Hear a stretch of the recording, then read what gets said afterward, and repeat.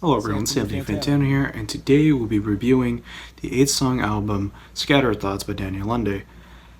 This is from YouTuber turned singer-songwriter Daniel Lunde. I already said that, I don't know why I'm repeating myself, but yeah. And my god, is this album really good. And I really like the vibes of it. It is lo-fi beats, and this album really sounds like Let's Start Here by Lil Yachty, with this little psychedelic rock. It reminds me of the song Drive Me Crazy by him and Failure with the first song. But this album also has like a lot of Joji inspiration from what I'm hearing from it. With the first song Smacks really sounding like World Star Money interlude. And I know I'm praising this album a lot right now, but no, I just really like this album. I really love Rain on it. Rain is probably, in my opinion, the best song on this album. It has the vocals, I think it was the most well produced. There's only like 6 songs on here where Daniel actually uses his vocals, and that's fine. It's just I really wish there were more. Another problem I have with this album, though, is a lot of songs sound rushed and they really don't sound that finished. And I get that this is his first album, and yeah, I'm gonna be chill about it, but a lot of it sounds like really rushed and sounds unfinished. I think some of them should have been really just been marked as a demo. There's a lot of lo-fi beats on here though. There's like 2 songs where there's like no vocals, like 2 to 3 songs no vocals, and it's just a loop. I don't have a problem with that. It's just that for an 8-song album, I don't think that they should be an actual song. They should be more like interludes, and there is no interludes on this album. There is none, and I think that's a problem it has, that there's no interludes on here. And for an 8-song album, there probably should at least be one interlude. And I think the rest should just have lyrics in it. But like, to each their own, really. It's just there should be interludes in here, and that's my biggest problem with it. There is no interludes. The interludes are usually the shortest song that goes from the last song into the last one. The long-term albums, they don't have this, like 9 to 8-song albums do, and this is an 8-song album. I think if Daniel didn't want to do an interlude track towards it, it should just be marked as an AP, but it is marked as an album, and that is perfectly fine. It's just there shouldn't be songs with that isn't marked as an interlude when it really should be an interlude.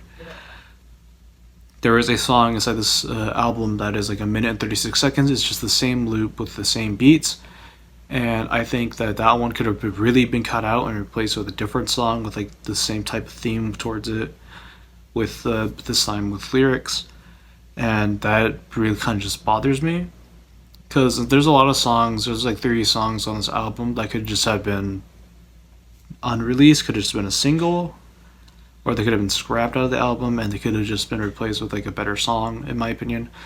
But that is just me, and I know that Daniel is also making another song. It is gonna have like lo-fi, instead of lo-fi beats towards it, it's gonna be a Steve Lacy type song. I think that personally should just be released as an album than just a single, because like, if he really wants to switch genres now, I don't think that should be the time towards it. He should just release an album that is in that genre, so he could probably stick with the genre, but that is just my opinion. Yeah, I think that this album, though, is probably the best thing any Hoover artist has made. Yes, and I said that. I think this is probably the best thing a Hoover artist has made. This singular album. I think it beats Smiley's newer songs. I think it beats Shimo, and I think it beats Desmond, and I think it beats Low-Key. I think this is probably the best Hoover album ever made so far. Smiley's working on an EP that could probably be better than it, but I think right now Daniel is the best Hoover artist. He has the most potential, more potential than Shimo. He has more potential than Smiley. Like most of the current active Hoover artists, he has more potential than all of them. The producing on these albums are great. The vocals on the albums are great. The beats on this album are great. I think that he could probably be the most influential one there too. And that is saying a lot.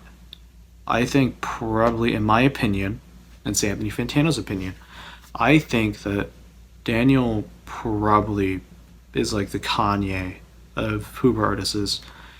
This first album, most of these songs beat Smiley, most of these songs beat Shimo, because the producing and everything on them are great. They are really good.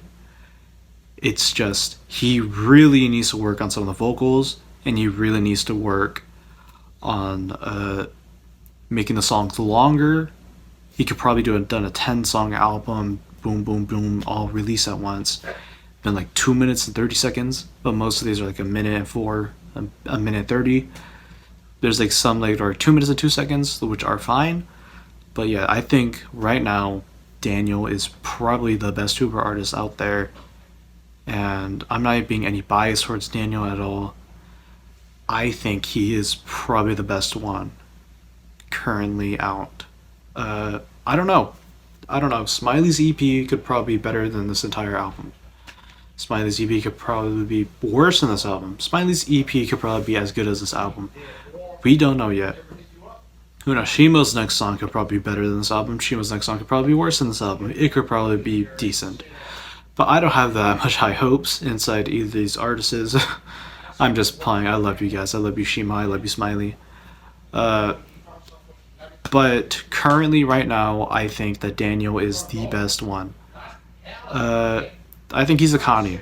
He has a lot of. He could be really he could be really influential. He could probably be a producer for some of these artists. But hell, he does really good beats. He does really good vocals. I think that he's probably the best one right now. But if you think otherwise, then sure. You all know this is just my opinion, right? But let's rate it. I will give this album a 8.5 out of 10. It could have been a 9. It could have been a 10. But I think if the songs were longer, it would have been a 9. If the vocals, the producing, and everything just sounded really, really good, then it would have been a 10. But for now, yeah, I will give it a 8.5. And now transitioning, have you subscribed to Anthony Fantano? If you haven't, or if you haven't, you should. You get a candy bar. Trust. It is really factual. I have a lot of people that can back up this evidence. And yeah, what would you guys rate it? Just tell me, or just don't. Either way, it's fine. I don't think most of you guys would watch the ending of this either way, but yeah.